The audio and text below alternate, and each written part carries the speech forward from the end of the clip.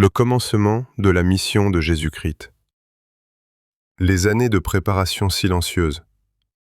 L'enfant de Dieu dans le silence de Nazareth. Jésus est né à Bethléem, mais il a grandi à Nazareth, un petit village sans grande réputation. Pour beaucoup, Nazareth ne signifie rien de remarquable. Mais Dieu, qui ne regarde pas l'apparence ni les lieux prestigieux, avait choisi cet endroit pour préparer l'œuvre la plus glorieuse du salut.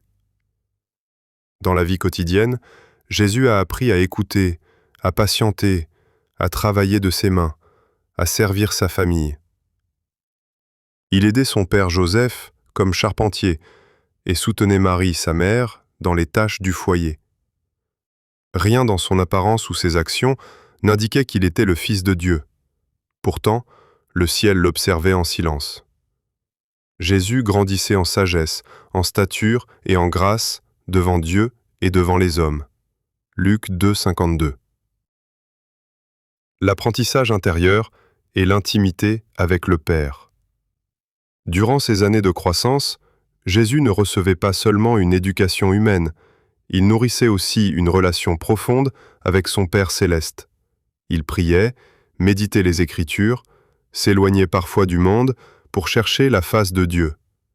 Il ne se préparait pas à briller devant les hommes, mais à obéir à son Père. À l'âge de 12 ans, il se retrouva à Jérusalem, au Temple, discutant avec les docteurs de la loi.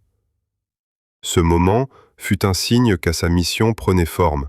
« Ne saviez-vous pas qu'il faut que je m'occupe des affaires de mon Père » Luc 2, 49. Ce n'était pas une fuite de son foyer, mais une révélation douce et précoce de sa vocation divine. La patience de Dieu dans le temps de préparation. Jésus aurait pu commencer son ministère à tout moment. Il avait la sagesse, la puissance et l'amour. Mais il a attendu. Pendant 30 ans, il a vécu dans le silence, préparant son cœur et s'alignant avec la volonté de Dieu. Son obéissance dans le cachet préparait la puissance qui allait bientôt se révéler. Sa patience nous enseigne que Dieu a un temps pour chaque chose. Et même lorsque tout semble silencieux, Dieu travaille en profondeur. Dieu forme ses serviteurs dans l'ombre avant de les élever dans la lumière. Là où tout commence. La préparation invisible du Christ. Avant que Jésus ne commence sa mission publique, il vécut des années silencieuses, des années presque effacées des évangiles, mais riches de sens et de mystère. Le mystère de Nazareth. Dans le petit village de Nazareth, le Fils de Dieu vivait comme un simple homme. Il n'était pas encore prêcheur, ni faiseur de miracles. Pourtant, dans ce quotidien ordinaire se préparait l'extraordinaire. Jésus apprenait l'obéissance, le respect des hommes et l'amour de Dieu. Il observait le monde, priait en silence et portait déjà le poids d'une humanité perdue. Il grandissait en sagesse, en taille et en grâce devant Dieu et devant les hommes. Luc 2, vers 52. Le silence comme école divine. Ces années de silence n'étaient pas vaines. Elles étaient une formation divine, un temps choisi par le Père pour façonner le cœur de son Fils incarné. Jésus n'a pas cherché la célébrité, il n'a pas précipité le plan du ciel, il a attendu. Il a écouté, observé, discerné. Il a étudié les Écritures et a développé une intimité profonde avec le Père. Le silence de Nazareth était une préparation spirituelle. Là, il se formait pour affronter la croix. Une jeunesse sainte dans un monde perdu. Dans un temps de domination romaine, de fausses religions et de douleurs humaines, Jésus restait pur.